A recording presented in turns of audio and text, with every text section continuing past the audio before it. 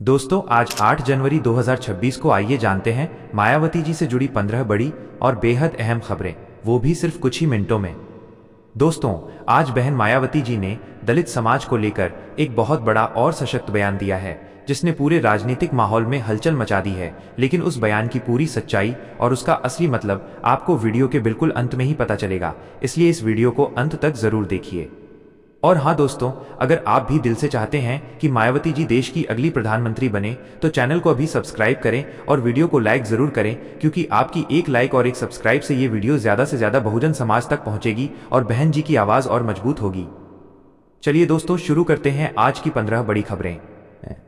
1. संगठन विस्तार और बूथ मजबूती का मंत्र। आइए बढ़ते हैं पहली बड़ी खबर की ओर। लखनऊ के प्रदेश कार्यालय में आज सुबह से ही गहमा गहमी का माहौल रहा। बसपा सुप्रीमो मायावती जी ने पार्टी के वरिष्ठ पदाधिकारियों और मंडल प्रभारियों के साथ एक मैराथन बैठक की। इस बैठक का मुख्य एजेंडा था संगठन विस्तार। बहन जी ने साफ शब्दों में निर्देश दिए हैं कि अब हवाई दावों से काम नहीं चलेगा, बल्कि हर कार्यकर्ता को बूथ स्तर पर जाकर संगठन को लोहे की तरह मजबूत करना होगा। उन्होंने कहा कि जब तक हमारा बूथ मजबूत नहीं होगा, तब तक हम विरोधियों के चक्रव्यूह को नहीं तोड़ पाएंगे। उन्होंने गांव-गांव जाकर कैडर कैंप लगाने और नए युवाओं को जोड़ने पर विशेष जोर दिया है। 2. चुनाव रणनीति 2026।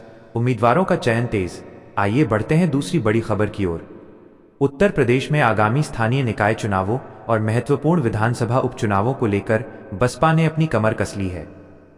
मायावती जी ने उम्मीदवारों के चयन की प्रक्रिया को अब फास्ट ट्रैक पर डाल दिया है। सूत्रों के मुताबिक इस बार जिताऊ और वफादार उम्मीदवारों को प्राथमिकता दी जा रही है। बहन जी खुद एक एक नाम पर बारीकी से विचार कर रही हैं। उन्होंने साफ कर दिया है कि जो नेता जमीन पर मेहनत करेगा और बहुजन समाज के बीच अपनी पकड़ साबित करेगा, टिकट का असली हकदार वही होगा। पार्टी मुख्यालय से जिला अध्यक्षों को संभावित नामों की सूची जल्द से जल्द भेजने को कहा गया है। 3. आरक्षण पर कड़ा प्रहार। क्रीमी लेयर का विरोध। आइए बढ़ते हैं तीसरी बड़ी खबर की ओर। आरक्षण के मुद्दे पर मायावती जी ने एक बार फिर केंद्र और राज्य सरकारों की नींद उड़ा दी है। उन्होंने दलितों और पिछड़ों के आरक्षण में क्रीमी लेयर लागू करने की किसी भी कोशिश की कड़े शब्दों में निंदा की है। बहन जी ने अपने बयान में दोहराया कि आरक्षण कोई गरीबी हटाओ कार्यक्रम नहीं है, बल्कि ये प्रतिनिधित्व का मामला है। उन्होंने मांग की है कि केंद्र सरकार संसद में कानून बनाकर आरक्षण को 9वीं अनुसूची में डाले, ताकि इसे न्यायालयों के हस्तक्षेप से बचाया जा सके। उन्होंने चेतावनी दी कि यदि दलितों के हक के साथ खिलवाड़ हुआ तो बसपा चुप नहीं बैठेगी। 4. भ्रष्टाचार पर सत्ता पक्ष और विपक्ष दोनों को घेरा। आइए बढ़ते हैं चौथी बड़ी खबर की ओर। सरकारी योजनाओं में हो रहे कथित भ्रष्टाचार को लेकर मायावती जी ने आज जोरदार हमला बोला। उन्होंने कहा कि आज जनता का पैसा सत्ता पक्ष और तथाकथित बड़े विपक्ष की मिलीभगत से लूटा जा रहा है। चाहे वो सड़कों का निर्माण हो या गरीबों के राशन की योजना, हर जगह कमीशन खोरी का बोलबाला है। उन्होंने सवाल उठाया कि आखिर क्यों बड़ी बड़ी घोषणाएं होने के बावजूद जमीन पर दलितों और वंचितों को लाभ नहीं मिल पा रहा है। मायावती जी ने साफ किया कि बसपा शासनकाल की बेदाग और सख्त कानून व्यवस्था ही भ्रष्टाचार का एकमात्र इलाज है। 5. सांप्रदायिक सौहार्द की अपील। आइए बढ़ते हैं पांचवी बड़ी खबर की ओर। देश में बढ़ती सांप्रदायिक राजनीति और नफरत के माहौल को लेकर बसपा सुप्रीमो मायावती जी ने आज एक बेहद महत्वपूर्ण प्रेस नोट जारी किया है। उन्होंने देश की जनता से पुरजोर अपील की है कि वे किसी भी बहकावे में न आएं और आपसी भाईचारे तथा सांप्रदायिक सौहार्द को हर हाल में बनाए रखें। बहन जी ने कहा कि कुछ राजनीतिक दल अपनी नाकामियों को छुपाने के लिए धर्म और जाति के नाम पर समाज को बांटने की साजिश रच रहे हैं। उन्होंने जोर देकर कहा कि बहुजन समाज का असली मुद्दा रोटी, कपड़ा, मकान और शिक्षा है। उन्होंने कार्यकर्ताओं को निर्देश दिया है कि वे हर बस्ती में जाकर लोगों को एकता का संदेश दें और दंगाइयों से सावधान रहें। 6. महंगाई पर केंद्र सरकार को घेरा। आइए बढ़ते हैं छठी बड़ी खबर की ओर। महंगाई के मोर्चे पर मायावती जी ने केंद्र सरकार पर तीखा प्रहार किया है। उन्होंने कहा कि खाद्य वस्तुओं की आसमान छूती कीमतें और पेट्रोल डीजल के बढ़ते दामों ने आम आदमी की कमर तोड़ दी है। मायावती जी ने सरकार की आर्थिक नीतियों को किसान विरोधी और गरीब विरोधी करार दिया।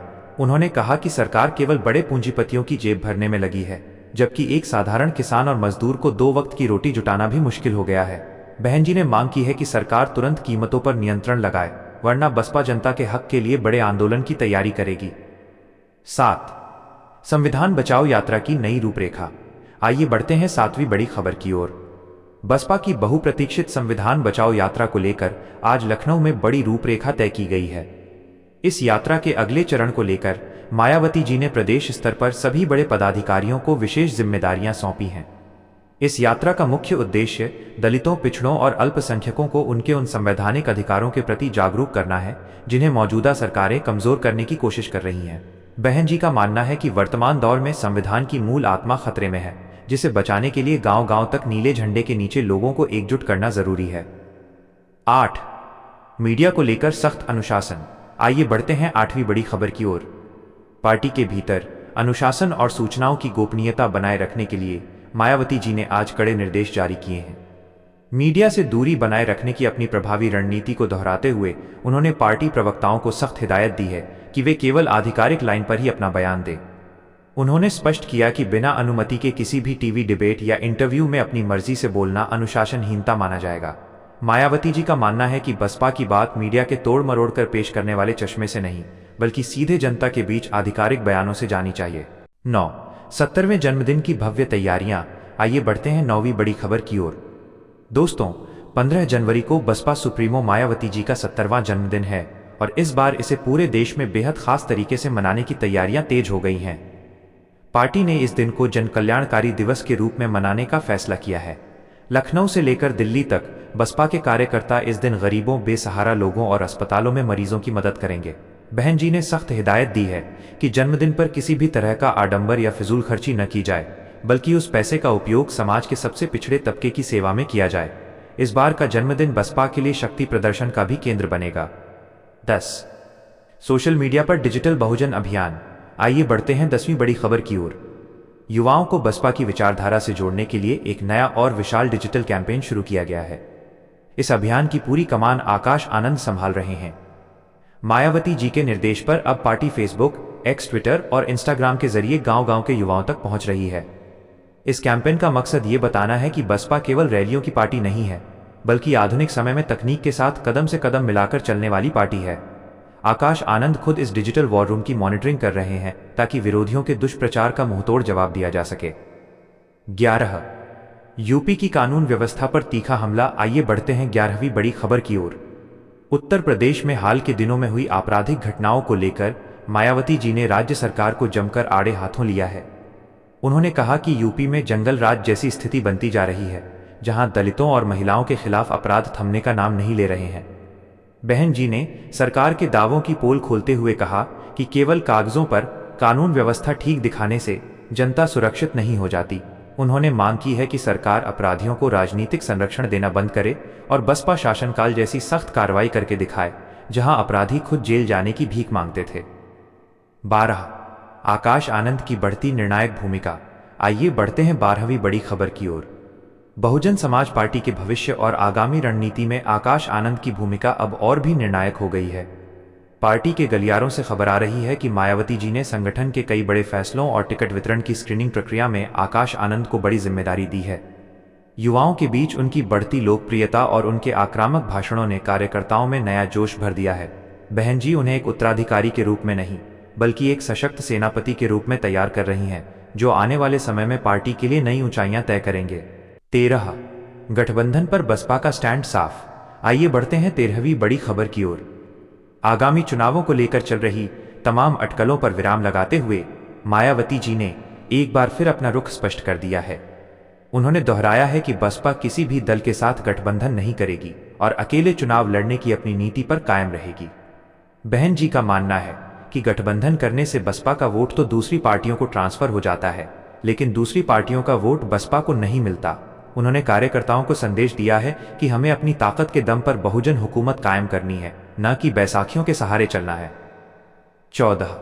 अनुशासनहीनता पर सख्त कार्रवाई। आइए बढ़ते हैं 14वीं बड़ी खबर की ओर। पार्टी को अंदरूनी रूप से मजबूत करने के लिए मायावती जी ने आज कड़ा रुख अपनाया है। अनुशासनहीनता और पार्टी विरोधी गतिविधियों के आरोप में कुछ जिला स्तरीय नेताओं को तत्काल प्रभाव से बाहर का रास्ता दिखा दिया गया है। बहन जी ने स्पष्ट चेतावनी दी है कि पार्टी में गद्दारों और स्वार्थी लोगों के लिए कोई जगह नहीं है। उन्होंने कहा कि बसपा एक मिशन है और जो कोई भी इस मिशन के साथ गद्दारी करेगा उसे बख्शा नहीं जाएगा। इस फैसले से कार्यकर्ताओं को संदेश गया है कि पार्टी का अनुशासन ही सबसे ऊपर है। 15. महिला सुरक्षा और फास्ट ट्रैक कोर्ट की मांग। आइए बढ़ते हैं आज की 15वीं और सबसे बड़ी खबर की ओर। जैसा कि मैंने वीडियो की शुरुआत में बताया था, बहन जी ने दलित समाज की बेटियों और महिलाओं की सुरक्षा को लेकर एक बहुत ही सशक्त बयान दिया है। उन्होंने यूपी और पूरे देश में बढ़ते महिला अपराधों पर गहरी चिंता जताते हुए केंद्र और राज्य सरकार से मांग की है कि ऐसे मामलों के लिए विशेष फास्ट ट्रैक अदालतों का गठन किया जाए। उन्होंने हुंकार भरते हुए कहा कि जब तक दलित समाज की बेटियां सुरक्षित नहीं होंगी, तब तक देश की तरक्की अधूरी है। उन्होंने संकल्प लिया कि बसपा सत्ता में आते ही अपराधियों के मन में ऐसा खौफ पैदा करेगी कि कोई भी किसी गरीब या बेसहारा पर हाथ उठाने की हिम्मत नहीं कर पाएगा। तो दोस्तों, ये थी आज की 15 बड़ी खबरें। बहन जी के इस संघर्ष और उनके मिशन को आगे बढ़ाने के लिए हमें एकजुट होना होगा। आप हमें कमेंट करके जरूर बताएं कि आप उत्तर प्रदेश या देश के किस गांव और जिले से ये वीडियो देख रहे हैं, ताकि हमें पता चल सके कि बहन जी के सिपाही कहां-कहां से अपनी आवाज बुलंद कर रहे हैं। अगर आपको ये जानकारी पसंद आई हो तो वीडियो को लाइक करें और अपने दोस्तों के साथ शेयर जरूर करें। मिलते हैं अगली बड़ी खबर के